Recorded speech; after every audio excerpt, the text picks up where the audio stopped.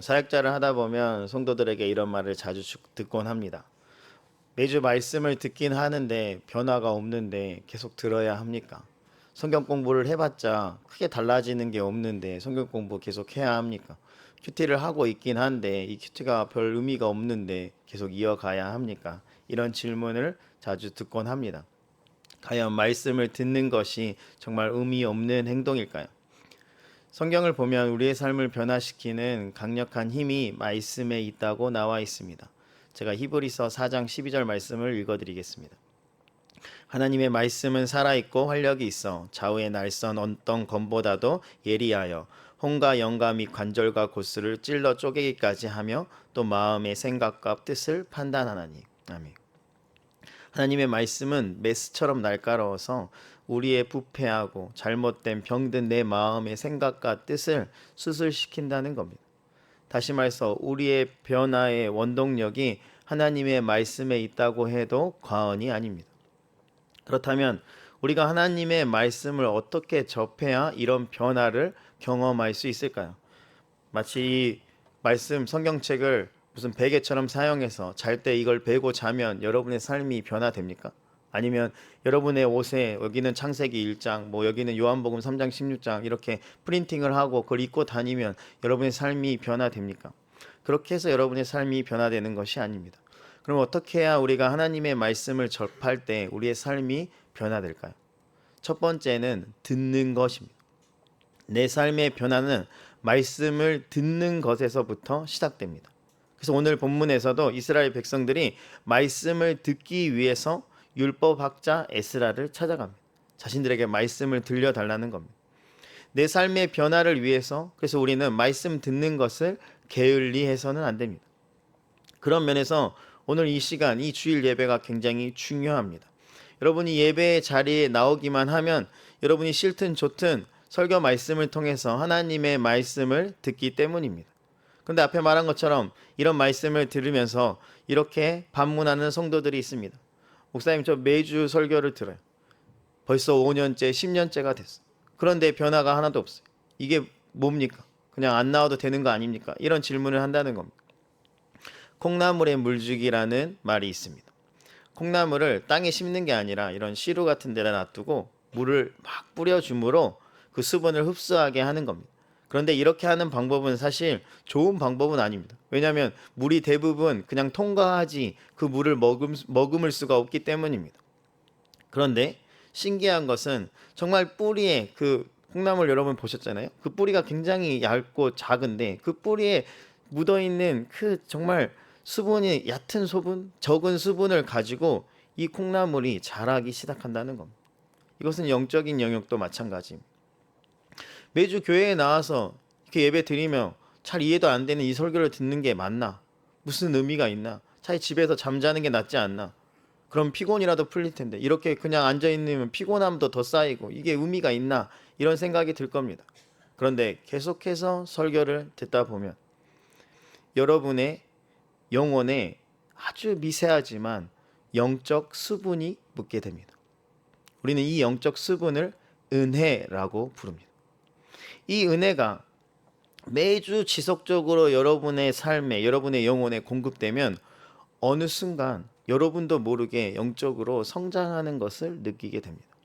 물론 막 다미나믹하게 막 변화되는 그런 경험은 못할지 몰라도 반드시 변화가 있게 됩니다. 저희 집에 두 아이가 있는데요. 저희는 매일 이 아이들을 보다 보니 이 아이가 키가 자라는지 안 자라는지 잘 이렇게 구분이 잘 안 됩니다. 그냥 항상 그대로인 것 같습니다. 근데 어느 날 이 아이들의 키를 이렇게 저희 아이들에게 키가 크면 너희가 핸드폰 사주겠다 이렇게 말을 해놔가지고 가끔 키를 재는데 이 키를 이렇게 쫙 재보면 생각보다 많이 자라 있는 것을 이렇게 느끼는 정도가 아니라 실제로 이렇게 치수로 이렇게 경험하게 됩니다. 다시 말해서 이 아이들은 조금씩 조금씩 매일매일 자라고 있었다는 뜻입니다. 우리도 마찬가지. 우리가 매주 교회에 와서 말씀을 들으면 사실 하나도 변한 게 없어 보이지만 사실은 영적으로 조금씩 조금씩 자라고 있다는 겁니다. 그 미세한 그 영적인 성장을 우리가 인지하지 못해서이지 우리가 자라고 있습니다. 그리고 어느 순간 마치 줄자로 우리의 영적인 키를 재는 것처럼 재봤을 때 우리가 꽤 성장했다는 것을 느끼게 됩니다. 예를 들어서 예전에는 식기도도 하지 않았던 내가 어느 날 혼자 미셔너리에 앉아서 5분을 기도하는 거 변화된 거 아닙니까? 또 도대체 설교 말씀이 무슨 말인지도 몰랐던 그 제일 뒤에 앉아서 딴 생각이나 하며 그냥 이렇게 졸다 갔던 내가 어느 날 말씀을 듣는데 저 말씀이 무슨 말인지 이해가 되기 시작하는. 또 예전에는 예배 나오는 거 그냥 크리스마스나 뭐 송구영신 예배 때 1년에 한 번씩 그냥 이렇게 행사처럼 나왔는데 어느 순간이 되니 분기에 나오기 시작하고 한 달에 한 번 나오고 격주에 한 번씩 나오다가 이제 매주 나오게 되는 그런 변화가 있지 않습니까? 큐티도 예전엔 큐티책 자체를 사지 않았는데 어느 날 내 책상 위에 큐티책이 사져 있고 또 그것을 일주일에 한 번이라도 하고 있는 내 모습이 변화된 모습 아닙니까? 성품은 참 변화되지 않는 것 같지만 그래도 예전에 비해서 내 성품이 아주 작지만 하나라도 변화되어 있지 않습니까? 그러니 매주 예배에 나와서 설교 듣는 것이 절대로 헛것이 아니라는 겁니다. 시간 낭비가 아니라는 겁니다. 그러니 바쁘고 피곤하더라도 예배를 빼먹어서는 안 됩니다. 여러분이 매주 주일마다 예배의 자리에 나와서 꾸준히 말씀을 듣게 되면 여러분이 영적으로 성장할 터이니 여러분이 이 자리를 사모하시길 바랍니다. 우리는 사실 우리가 부러워하는 성도는 막 바울처럼 급변하는 성도입니다. 비포와 애프터가 뚜렷이 구분되는 그런 사람을 보면서 나도 저렇게 변화되고 싶다 이런 마음이 있습니다. 반대로 우리는 막 손가락질하는 성도도 있습니다. 비난하는 성도들이죠. 어떤 성도들을 비난하냐면 모태신앙. 별로 막 뜨겁지도 않고 그렇다고 차가운 것도 아닌데 어정쩡하며 그냥 그런 사람들을 너는 모든 것도 못해. 그래서 모태신앙 막 이렇게 부르잖아요. 제가 모태신앙입니다. 그래서 저는 모태신앙에게 있는 큰 영적인 힘이 있다고 생각합니다. 제가 모태신앙이라서가 아니라 그런 사람들을 보면서 얻은 데이터 안에 그들은 싫든지 좋든지 어렸을 때부터 심지어 엄마 뱃속에서부터 말씀을 듣다 보니까 그들 안에 말씀이 차곡차곡 쌓이게 됩니다. 그리고 그 말씀의 기초 공사가 굉장히 탄탄하게 됩니다. 그래서 여러분들도 여러분 자녀들을 극적으로 변하게 하려면 주일학교 안 보냈다가 걔들 큰 고난을 당했을 때, 야 이때다 하고 이렇게 이제 복음을 들을 때구나 하고 이렇게 하지 않고 여러분이 어렸을 때부터 뭐 기도의 자리, 예배의 자리, 지금도 주일학교에 아이들을 넣어놓고 이 자리에 오지 않았습니까? 뭐냐 하면 이렇게 말씀의 기초가 탄탄히 되면 진짜 거친 풍랑이 우리의 삶에 무조건 몰아칠 텐데 그때 많은 사람들이 픽픽 쓰러지거든요. 막 열정과 막 능력을 갖고 있는 사람들도 다 쓰러질 때 의외로 모태신앙을 가진 그들은 그런 거에 개의치 않고 그 위기를 그냥 의연하게 넘어갑니다. 되게 신기했어요. 쟤네들은 뜨겁지도 않고 막 그렇다고 갈망이 있는 것도 아닌데 그냥 그 위기를 그냥 가볍게 넘어가는 거예요. 이유가 뭘까 생각했을 때 그들이 갖고 있는 하나님의 말씀이었어요. 그들이 계속해서 하나님의 말씀을 듣다 보니 영적인 근력이 생겨서 그들의 삶을 위기의 순간에 지탱해주는 기둥과 같이 쓰임받게 된다는 겁니다. 이렇게 강력한 영적인 힘은 절대 한순간에 단시간에 확보할 수 없습니다. 지속적이고 꾸준한 말씀을 듣는 자에게만 주어지는 특권입니다. 여러분의 그 특권이 있기를 간절히 바랍니다. 그러기 위해서는 여러분이 꾸준히 계속해서 말씀 듣는 시간을 확보하셔야 됩니다. 그래서 이 예배의 자리가 중요한 겁니다.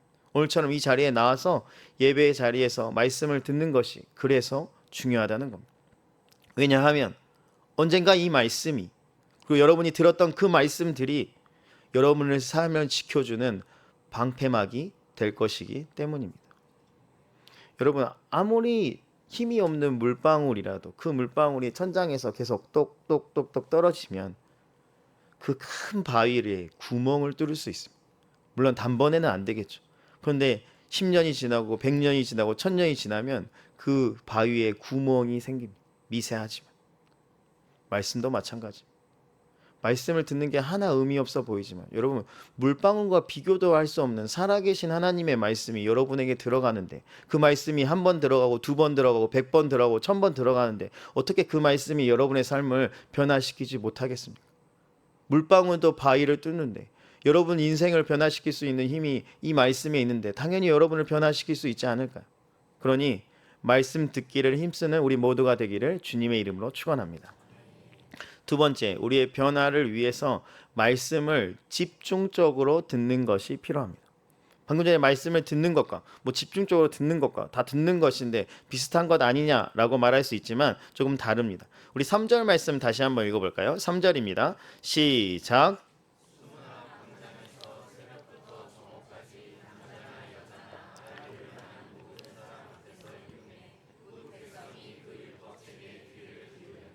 아멘. 이스라엘 백성들이 이 율법 교사인 에스라를 찾아가서 율법 강의를 요청했어요. 그래서 그가 흔쾌히 승낙하고 자신과 함께하는 사람들을 크루들을 모아서 가르칠 사람들을 모아서 이제 그들에게 말씀 강의를 시작합니다. 그런데 이 에스라가 율법 교사이다 보니 말씀을 그냥 대충 가르치지 않아요. 그는 율법책을 새벽부터 오늘 말씀을 보니까 정오까지 가르쳤다고 나요. 최소 성경 통독을 4시간 연속으로 한 겁니다. 우리 교회에서도 지금 신약 성경 통독하고 있지 않습니까? 저희 집도 아침마다 아이들하고 같이 모여서 이 성경 통독을 같이 하는데 하루에 분량이 밴드에 이렇게 위에 나와 있잖아요. 뭐 히브리서 오늘은 6장부터 9장 뭐 이렇게 나와 있는데 하루 읽어야 할 성경 통독의 분량이 5장이 넘어가면 애들이 막 불평과 원망을 하기 시작하면 너무 길다. 언제 끝나냐. 막 이렇게 말을 하죠. 근데 오늘 본문에 나온 에스라는 무려 4시간 동안 쉬지 않고 말씀을 낭독합니다. 몇 장 읽은 그 정도가 아니에요. 창세기 읽고 창세기 끝나면 출애굽기 읽고 출애굽기 끝나면 민수기 신명기 계속 읽기 시작하는 거예요.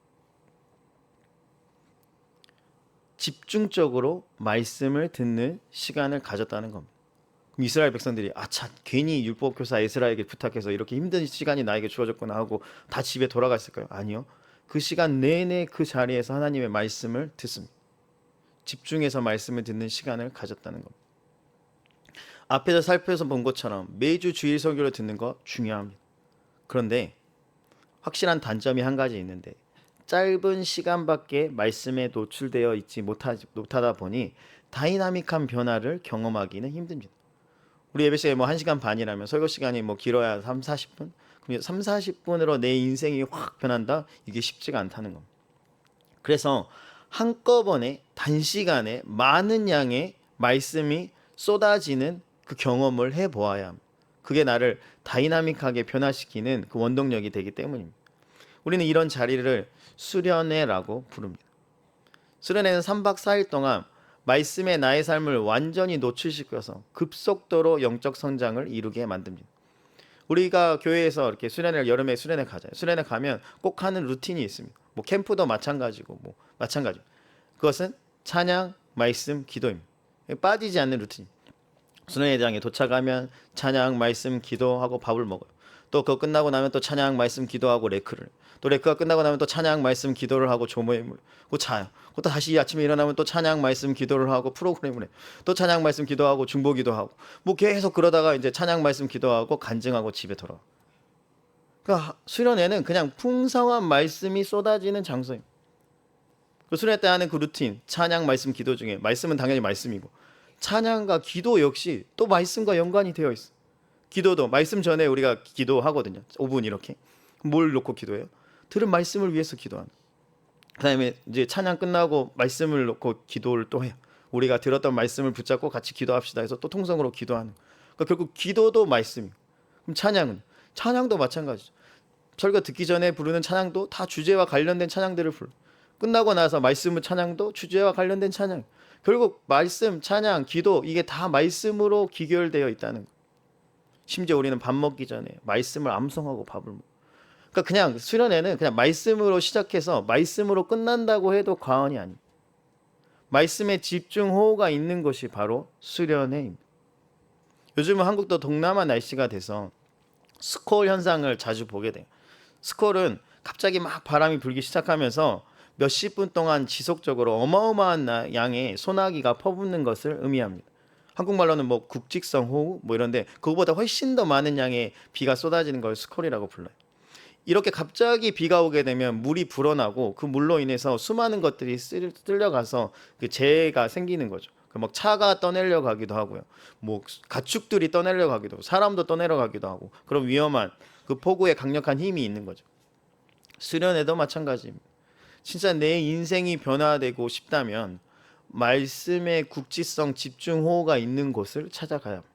왜냐하면 내 안에는 진짜 쓸데없는 불필요한 것이 너무 많은데 이게 뿌리 깊게 자리 잡고 있어서 잘 없어지지 않거든. 잘 없어지지가 않아. 그때 은혜의 강물이 내 마음 안을 관통하게 되면 내 마음에 있는 그 쓸데없는 것들이 다 쓸려 내려가게 돼. 그런 곳이 수련의 장. 수련의 장에 가면 주구장창 말씀이 선포돼. 그 이로 인해서 내 마음에, 내 안에 은혜의 홍수가 생기는 거죠. 은혜의 유속이 빠른 그 물이 내 마음 안에 막 흘러가게 한. 그러면 그 은혜의 강물이 내 안에 죄악을 쓸어가고, 내 안에 중독을 쓸어가고, 내 안에 욕심을 쓸어가는. 절대 뽑히지 않을 것 같던 그것들이 다 흘려 내려가는 거죠. 그렇게 되면 드디어 내가 변화되기 시작하는 겁니다. 수련의 장에 오래오래 머물면 머물수록 더 많은 말씀의 은혜를 경험하게 되는 겁니다. 그러니 수련에 참여한 성도들이 빠르게 영적으로 성장하게 되는 것이죠. 이것은 수련회에 와보신 분들은 제가 하는 말이 무슨 말인지 압니다. 반대로 주일 예배만 드리는 성도님들은 절대 제가 하는 말이 무슨 말인지 도대체 이해가 되지 않습니다. 그래서 이번 여름에 여러분이 진짜 영적인 진일보를 하고 싶다면 꼭 여름 수련회를 신청하시길 바랍니다. 그 풍성한 은혜를 경험해 보시길 바랍니다. 그리고 이미 그 맛을, 수련회의 맛을 경험해 본 사람들은 수련회를 또 마다할 이유가 없겠죠. 이처럼 모든 성도들이 이번 여름 수련회에 참여하셔서 풍성한 말씀의 은혜들을 충만하게 누릴 수 있기를 주님의 이름으로 축원합니다. 그래도 일부보단 더 크게 아멘 하셨네요. 자, 꼭 그러셨으면 좋겠습니다. 그리고 혹시나 지금 나의 상황이나 환경이 좀 수련회에 가기에 다소 좀 어려운 분들도 있을 겁니다. 그런데 미리 그 수련회를 포기하지는 마세요. 저는 지금 태국 단기 선교 팀을 디렉팅하고 있거든요. 그러면 여러 명의 태국 단기 선교 팀원들이 이제 신청을 받고 이제 팀원들이 지금 훈련을 받고 있는데 팀원들이 모두 다들 시간이 막 남아 돌아서 여유가 있어서 신청한 게 아니에요. 휴가를 내는데 어려움을 겪는 멤버들도 있어요. 팀원들도 있어요. 그래서 그들이 이렇게 기도 제목을 내요. 이번에 꼭 가고 싶은데 지금 회사에서 잘 휴가를 내주려고 하지 않는다. 어떻게 해야 되냐. 제가 봐도 이거는 퇴사하지 않는 이상 불가능하겠다 하는 이런 멤버들이 있거든요. 그래서 막 찾아와서 목사님 저 퇴사해야 됩니까? 그러면 당연히 하지 말라 그러죠. 하지 말자. 그 대신 우리가 기도해 보자. 믿음을 가지고 기도하자. 그래서 팀원들에게 이 기도 제목을 나누고 함께 막 열심히 기도했어. 그랬더니 실제로 진짜 막힐 것 같았던 얘네들이 수련회 못 가겠다 하는 것 같던 그런 팀원들이 실제로 그 길이 열리게 돼서 단기 선교에 참여하게 되는 케이스를 여러 번 경험하게 됐습니다. 이번 단기 선교 준비하면서 여러분 가고자 하잖아요. 그러면 길이 열려. 성경 말씀이 있죠. 문을 두드리면 열어주시겠다고 했죠. 문제는 우리가 두드리지 않으니까 열리지 않는 거죠. 여러분 수련회가 가고 싶습니까? 상황이 안 됩니까? 문이 닫혀 있습니까? 그럼 두드려야죠. 그러면 열리는데 닫혀 있으니까 절대 안 열리겠지. 포기하면 못 가는 겁니다. 누군가 수련회를 뚫고 갔던 그 이야기는 그냥 남의 간증인가요? 그렇지 않아요. 여러분의 이야기가 될 수 있어요. 지금 나의 상황과 환경만 바라보면 절대 수련회 가는 것이 불가능해 보이지만 여러분이 포기하지 않고 정말 수련회를 가고 싶다는 갈망함을 가지고 믿음으로 기도해 보시길 바랍니다. 그러면 하나님이 여러분을 그 은혜의 자리로 초대해 주시고 여러분을 그 은혜의 주인공이 되게 해 주십니다. 하나님은 그런 갈망한 마음을 가지고 말씀을 듣기를 말씀 듣는 자리를 참여하길 원하는 자를 반드시 수련회에 초대해 주십니다. 그 길을 열어주시지 않을까. 하나님의 말씀을 듣고자 그렇게 갈망하는 사람이 있는데 그냥 아무런 그런 갈망함도 없는 사람이 3박 4일 막 가겠다고 신청하는 것보다 이 진짜 갈망하는 마음이 있는데 어떻게 갈 수가 없어서 발을 동동 구르고 있는 이 영혼을 하나님이 귀히 여기시고 만약 그들이 원하기만 한다면 이 자리로 그 정도 해주실 수 있는 하나님 아니에요? 여러분의 상황과 환경 앞에서 쩔쩔매면서 나도 너가 왔으면 좋겠는데 나는 그거는 못 해결할 것 같다. 뭐 어쩔 수 없지. 이렇게 하실 하나님이 아니라는 거예요. 지금도 청년들 중에 이번 수련회 꼭 가고 싶은데 어떻게 해야 됩니까? 이렇게 회사를 그만둬야 됩니까? 막 이렇게 질문하는데 회사 그만두면 안 되고 우리 같이 기도해 보자. 믿음을 가지고 같이 기도해 보면 하나님이 또 열어주실 거야. 또 이렇게 상담을 하고 있는데 여러분이 진짜 갈망하는 마음이 있다면, 여러분 구역원들이 진짜 갈망하는 마음이 있다면 조장과 구역원들이 그 구역원을 위해서 힘써 기도하며 열면 그 문이 열린다니까. 하나님께서 그 정도의 하나님 아니십니까?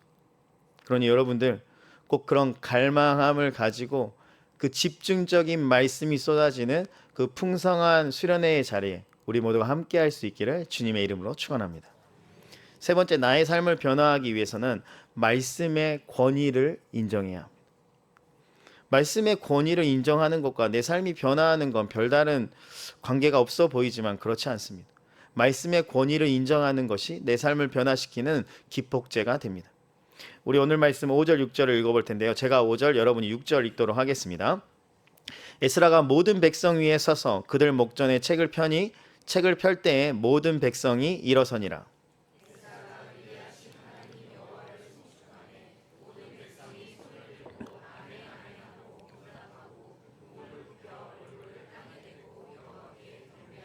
아멘. 에스라가 백성들 앞에 서서 율법책을 펼치니까, 그때 당시는 이런 성경책이 아니라 아마 두루마리를 딱 펼치니까 모든 백성이 그 자리에서 일어납니다. 누가 일어나라고 시킨 거 아니거든. 근데 일어납니다. 하나님의 권위 있는 말씀이 선포되기 시작하니까 그 자리에서 가만히 앉아 있을 수가 없다는 거. 그래서 그 자리에서 벌떡 일어납니다. 지금도 어떤 교회는 설교 시간 전에 말씀 봉독 우리 했었잖아요. 그 말씀 봉독 시간에 다 자리에서 일어납니다.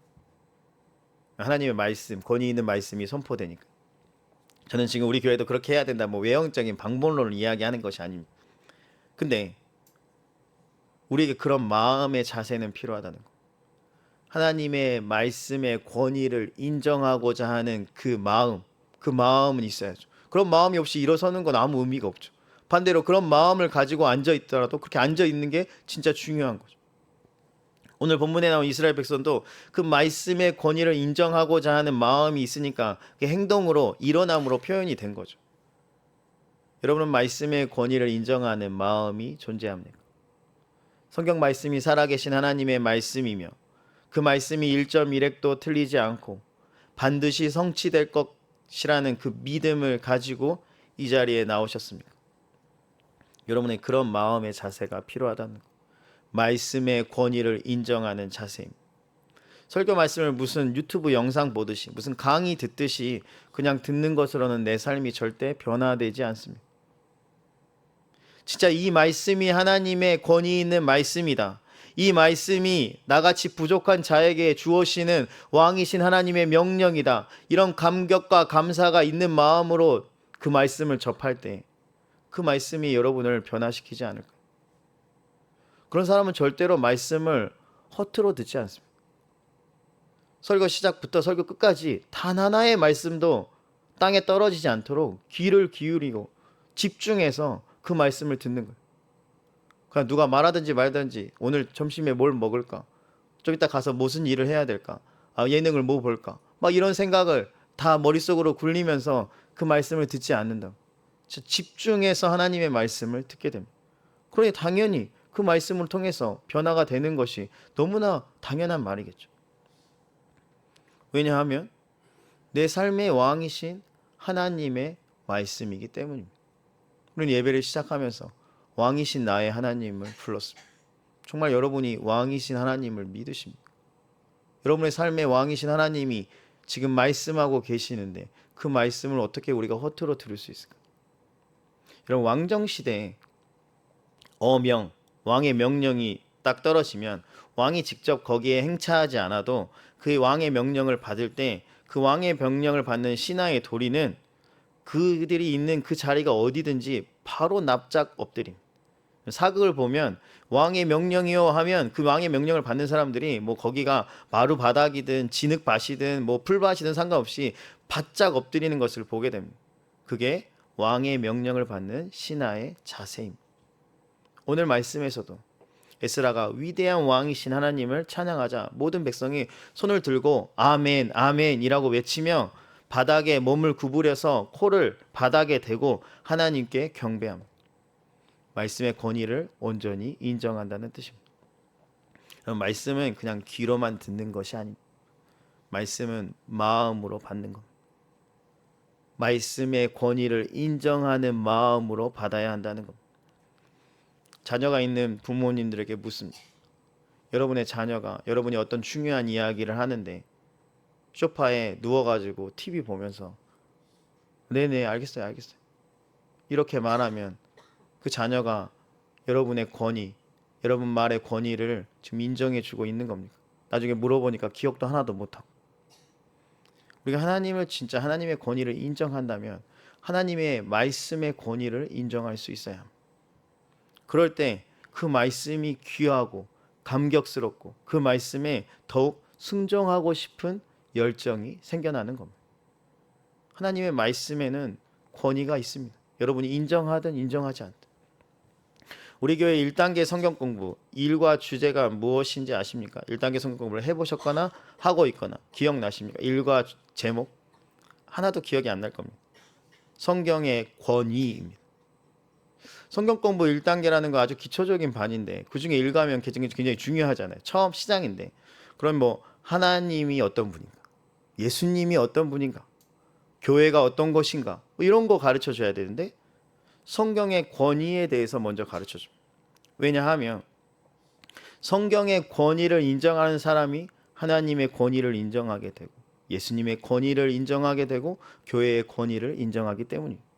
왜냐하면 그 성경 말씀이 그 모든 것을 증명하는 증거 자료가 되기 때문입니다.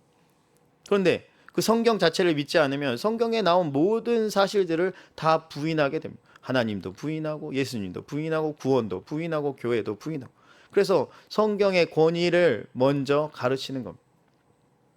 여러분의 1단계 성경 공부 1장에 서론에 이런 글귀가 있습니다. 제가 읽어드리겠습니다. 지금까지 성경의 권위를 무시하고 성경을 없애려고 발악한 군주나 왕이 한둘이 아니었다. 그러나 성경을 부수려고 그들이 휘둘렀던 망치만 마모되고 성경은 여전히 살아있다. 핍박자들은 다 사라졌지만 성경은 과거 어느 때보다 놀라운 위력을 가지고 세계를 지배하고 있다. 여러분 나중에 가서 읽어보세요. 진짜 이런 말이 있어요. 우리는 말씀의 권위를 인정해야 합니다. 그럴 때 성경의 말씀이 나의 말씀이 되고 그 말씀이 나를 변화시키게 되는 겁니다. 이건 예배 시간도 마찬가지. 우리 예배 시간 온다고 하니까 그냥 성경책을 이렇게 달랑달랑 가져왔지만 여러분이 성경책을 가져올 때 말씀의 권위도 가져와야 된다.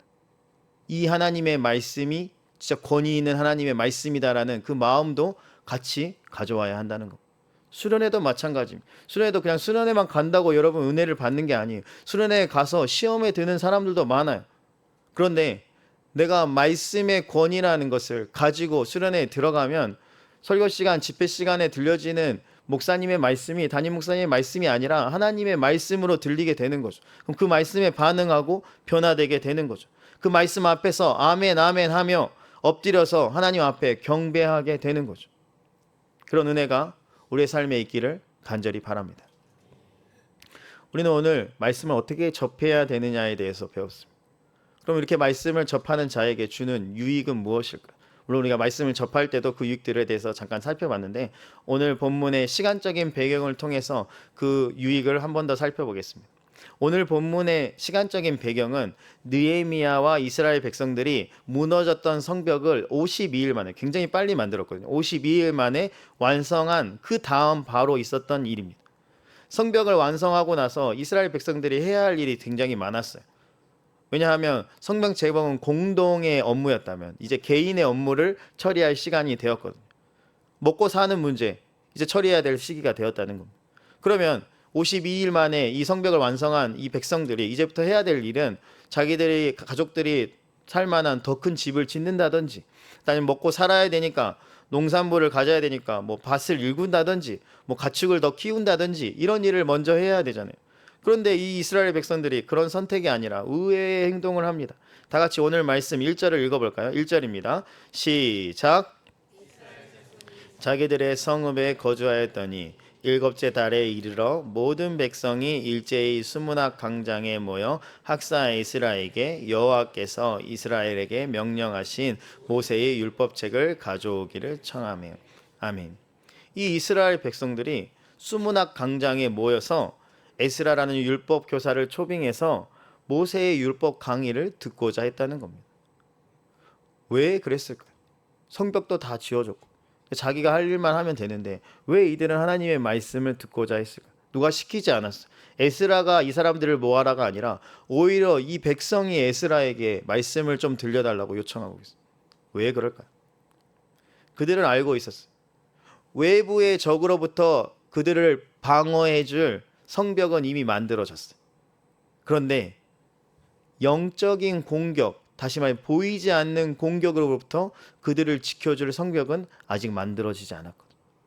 그 성벽은 하나님의 말씀으로 건축할 수 있기 때문입니다. 그래서 지금 외부의 성벽 말고 내부의 성벽을 만들어야 되는데, 이 보이지 않는 내부의 성벽을 건축하기 위해서 하나님의 말씀을 우리에게 들려달라 요청하는 겁니다. 이처럼 하나님의 말씀으로 무장되면 우리가 외부로부터 오는 수많은 영적 공격으로부터 우리를 지켜낼 수 있습니다. 그래서 제가 지어낸 말이 아니에요. 여러분, 영적 전쟁에서 이기기 위해서는 반드시 하나님의 전신갑주를 입어야 됩니다. 그 전신갑주가 무엇인지는 예배소서 6장 13절부터 17절까지 있는데 여러분이 잘 아시니까 뭐 살펴보지는 않겠습니다. 근데 그 보호 장구들이 모두 하나님의 말씀과 연관되어 있습니다. 진리의 허리띠, 의의 호신경, 평화의 복음의 신, 믿음의 방패, 구원의 투구, 모든 보호 장비들은 하나님의 말씀과 밀접한 연관성이 있습니다. 게다가 유일한 전신갑주 중에 공격 무기인 성령의 검은, 그냥 성령의 검은 곧 하나님의 말씀, 이렇게 적혀 있습니다. 다시 말해서 우리의 머리부터 발끝까지를 영적으로 보호해 주는 것, 또 우리가 영적 반격기를 쓸 수 있는 유일한 방법은 하나님의 말씀이라는 것입니다. 이처럼 우리는 하나님의 말씀이라는 강력한 성벽을 세워야만 안전할 수 있습니다. 여러분, 하나님의 말씀이라는 성벽을 잘 세우고 계십니까? 우리의 인생 가운데 자꾸 무너지고 실패하고 쓰러지는 이유가 무엇일까? 영적 공격에 무방비로 노출되어 있기 때문입니다. 우리의 집만 가지고 있다고, 좋은 차만 가지고 있다고 우리가 그 영적 공격을 다 막아내 주는 게 아닙니다. 그런 것들이 우리를 영적인 공격으로부터 지켜내 주는 게 아니라는 겁니다. 물론 우리 나름대로 세상에서 굉장히 강력하다는 그 장벽들, 성벽들을 구해가지고 우리의 삶을 두르고 있긴 합니다. 돈이라는 성벽, 성공이라는 성벽, 인맥이라는 성벽, 안정된 직장이라는 성벽, 뭐 여러 성벽들로 우리의 삶을 보호해 줄 거라고 생각하며 두르고 있다는 겁니다. 그런데 막상 몇 가지 공격만 와도 그 모든 성벽이 힘없이 쓰러짐을 여러분이 경험하게 됩니다. 안전가옥이라고 생각했는데 사실 폭풍 한가운데 있는 것. 그러니 우리에게 지금 필요한 것은 말씀의 성벽입니다. 말씀의 성벽을 잘 세워야만 여러분의 영혼이 지킴을 받고 여러분의 영혼이 변화됨을 경험하게 됩니다. 그래서 우리는 항상 늘 말씀을 접하는 삶을 살아가야 한다는 것입니다. 그러기 위해서 첫 번째, 말씀을 잘 들어야 합니다. 매주 설교를 통해서 하나님의 말씀을 듣는 것 절대로 헛된 것이 아닙니다. 여러분이 매주 그 성벽에 들어갈 벽돌을 하나씩 얻는 것이기 때문입니다. 그럼 게임을 하다 보면 아이템이 굉장히 중요합니다. 아이템이 있어야 그 다음 뭐 퀘스트를 처리할 수 있는 것처럼 여러분이 앞으로 있을 영적 공격을 대비하고 싶으면 매주 듣는 이 설교 말씀이 여러분의 성벽을 건축하는 하나의 벽돌들이 됩니다. 더 많이 들으면 더 많이 얻을 수 있겠죠. 새벽 기도까지 나오면 여러분은 한 주에 굉장히 많은 양의 성벽을 지을 수 있는 벽돌을 얻게 되겠죠. 그래서 매주 주일에 교회에 와서 설교 듣는 것을 소홀히 여기지 마시고 예배의 자리를 귀히 여기시고 지키시는 우리 모두가 되기를 주님의 이름으로 축원합니다. 두 번째, 말씀을 집중적으로 들어야 합니다. 긴 시간 말씀에 노출되어야 한다는 겁니다. 잠깐 말씀을 듣는 것으로는 즉각적인 변화를 경험할 수가 없습니다.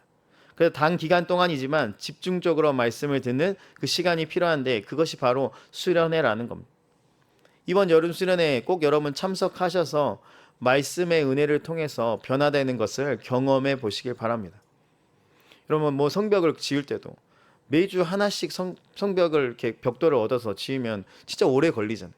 근데 한 번에 누가 트럭에 실어가지고 딱 갖다 줘봐요. 그럼 빠른 시간 안에 벽돌을 지어서 영적인 공격을 대비할 수 있지 않겠습니까?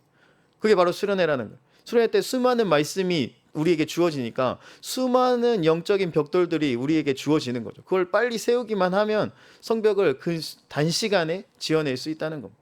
그런 은혜가 있다는 겁니다. 세 번째, 말씀의 권위를 인정하는 겁니다. 말씀이 벽돌이라면 말씀의 권위를 인정하는 것은 접착제와 같습니다. 영적 접착제. 그래서 그냥 여러분이 벽돌만 이렇게 높이 쌓은다고 해서 그 성벽이 우리를 지켜주지 못합니다. 누군가 와서 이렇게 톡 치면 와르르 무너집니다.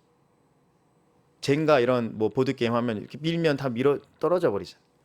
그런데 여러분이 말씀의 권위를 인정하면, 여러분이 오늘 설교를 들었어요? 그러면 여러분이 영적 벽돌을 하나 얻었죠? 그럼 거기에다 하나 쌓고 그 다음에 영적 말씀의 권위를 인정하니까 거기에 접착제가 하나 발라지게 됩니다.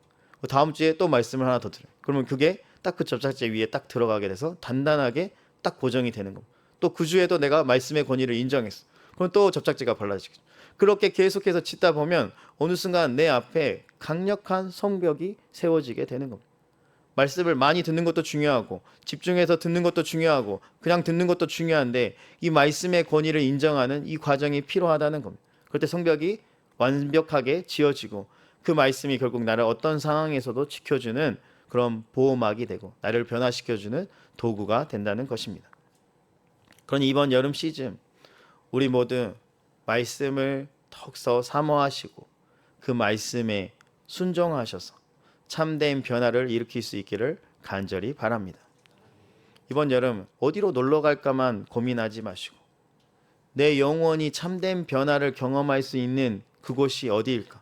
말씀이 풍성하게 쏟아지고 있는 말씀의 집중호우가 있는 곳이 어딜까를 찾아서 반드시 여러분이 그 자리에 가서 말씀으로 변화되시고 여러분뿐만 아니라 여러분의 가족들이, 여러분의 자녀들이 그 변화를 경험함으로 하나님 앞에서 좀 변화된 인생이 돼서 하나님의 기쁨이 되는 여러분이 될 수 있기를 주님의 이름으로 축원합니다. 찬양하겠습니다. 말씀 앞에서 찬양하겠습니다.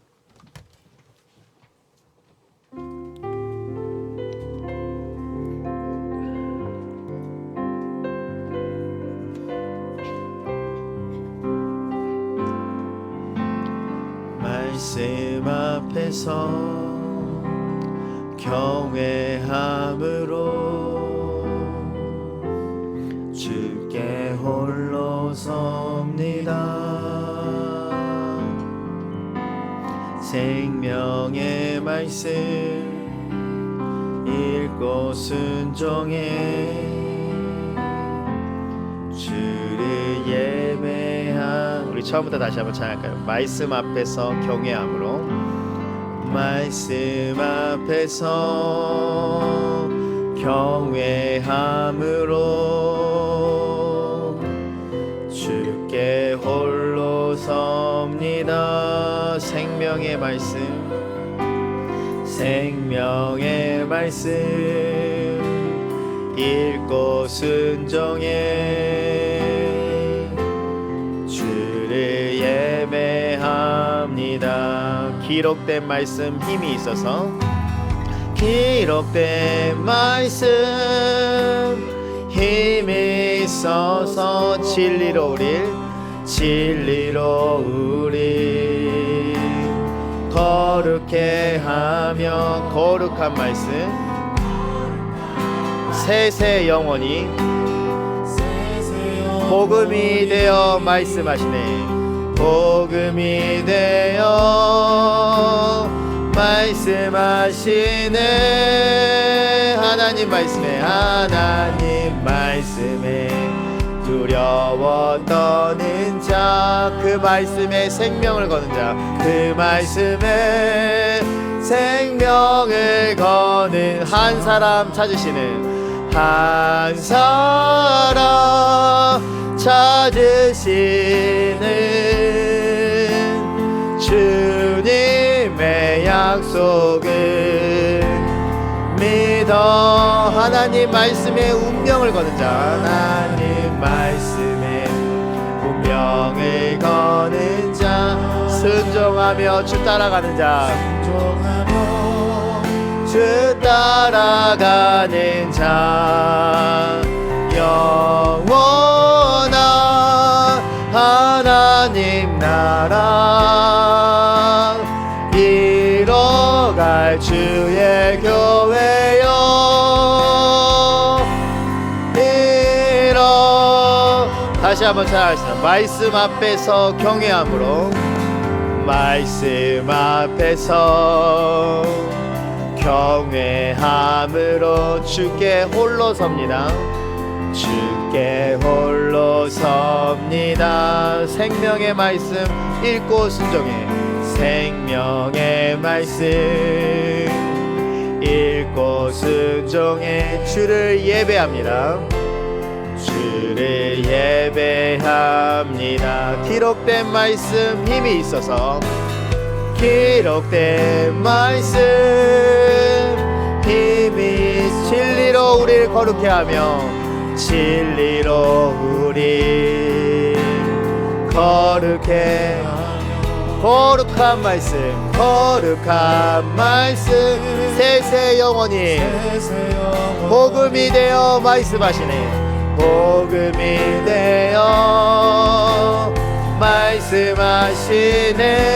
하나님 말씀에, 하나님 말씀에 두려워 떠는 자, 그 말씀에, 그 말씀에 생명을 거는 한 사람 찾으시는, 한 사람 찾으시는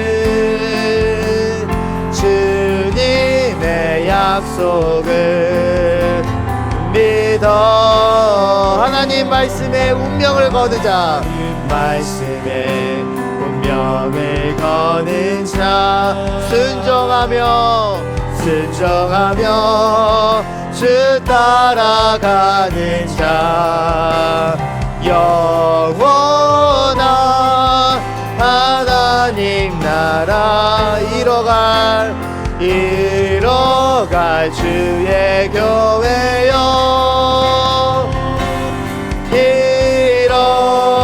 주 말씀은 우리를,